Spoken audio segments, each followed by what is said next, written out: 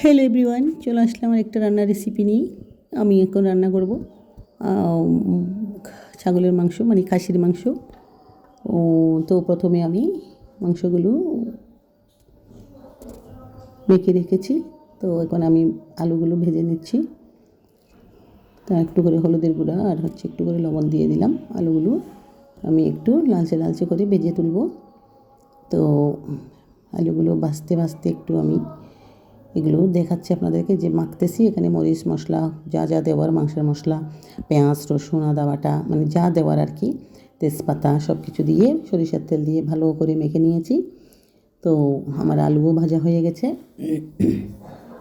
এখন আমি মাংসগুলো এখন কষিয়ে নেব।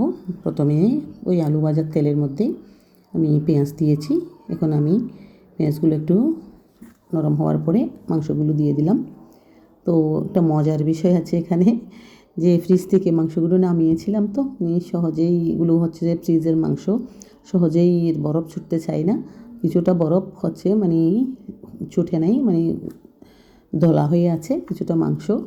তো আমার হচ্ছে টাইমের সংকীর্ণতার জন্য, টাইম খুব শর্ট, তাই ওটার ছুটার জন্য, বরফটা গলার জন্য সময় দিতে পারিনি। আমি ওটা সহ দিয়ে দিয়েছি। আমার মা বলতো যে, দেখতাম যে মানে বরফের নাকি আগুনে দিলেই গলে যায়। তো আমিও সেই মতে দিয়ে দিলাম। মানে কিছুটা জরা ছিল আর কি, জড়ো অবস্থায়।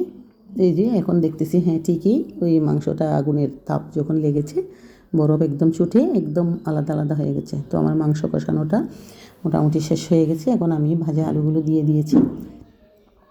ভাজা আলুগুলো দিয়ে এখন আমি আরও একটু ভালো করে নেড়ে চেড়ে মশলাগুলো আরও একটু কষিয়ে নিচ্ছি। কষানোর পরে আমি অল্প করে ওখানে গরম পানি দেব ঝোলের জন্য। তো ঝোল এমনি তেমন একটা রাখবো না, আবার একটু একদম কমও রাখবো না, কারণ একটু বেশি শুকনো শুকনো হলে ভাত খাওয়া যাবে না।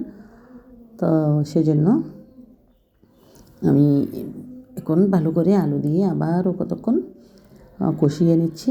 দেখতেই পাচ্ছেন ঝোলটা অনেকটা মাখা মাখা হয়ে আসছে। এখন হচ্ছে একটু ঢাকা দিয়ে রেখেছিলাম, আবার ঢাকা দেওয়ার পরে কিছুটা ঝোল বের হয়ে গেছে, মানে দিয়েছি অল্প করে, সামান্য পানি দিয়েছি, ওটা স্কিপ হয়ে গেছে। তো এখন প্রায় তরকারি শেষ পর্যায়ে আমি কিছু ধনিয়া পাতা দিচ্ছি। দেখেছি আমার বাবা ওই মাংসের তরকারিতেও ধনিয়া পাতা দেয়, তো আমিও সেই মতে দিচ্ছি। কারণ আমার বাবা হচ্ছে রান্না বান্না কোনো বড় আইটেম হলে আমার বাবা, দেখতাম যে আমি ছোটোবেলায় দেখতাম যে মানে আমার বাবা রান্না করতো মাঝে মাঝে, তো আমাকে সাথে রাখতো, দেখাতো মানে কোথায় কী করতে হয়। সেভাবে আমিও আমার বাবার সাথে থাকতাম। তো এখন হচ্ছে মানে আমিও সেই মতে আছে, বাবা মার থেকে শেখা রান্নাটা, আমারও কিছু আইডিয়া দিয়ে মানে জোড়া তালি দিয়ে কোনো রকমের রান্না করা আর কি। তো রান্না শেষ প্রায়, আমি ধনিয়া পাতাও দিয়ে ফেলেছি। এখন হচ্ছে রান্না নামিয়ে নেওয়ার পালা। এই যে দেখতে পাচ্ছেন, তো রান্না শেষ। তো এতক্ষণ সঙ্গে থাকার জন্য আপনাদেরকে অসংখ্য ধন্যবাদ। রান্নাটা কেমন হয়েছে একটু দয়া করে লাইক কমেন্ট করে বলবেন ভালো লাগলে। আর আমার একটা ইউটিউব চ্যানেল আছে, আপনাদের কাছে একদম বিশেষ করে অনুরোধ করতেছি, চ্যানেলটা একটু দয়া করে সাবস্ক্রাইব করবেন। ধন্যবাদ সবাইকে।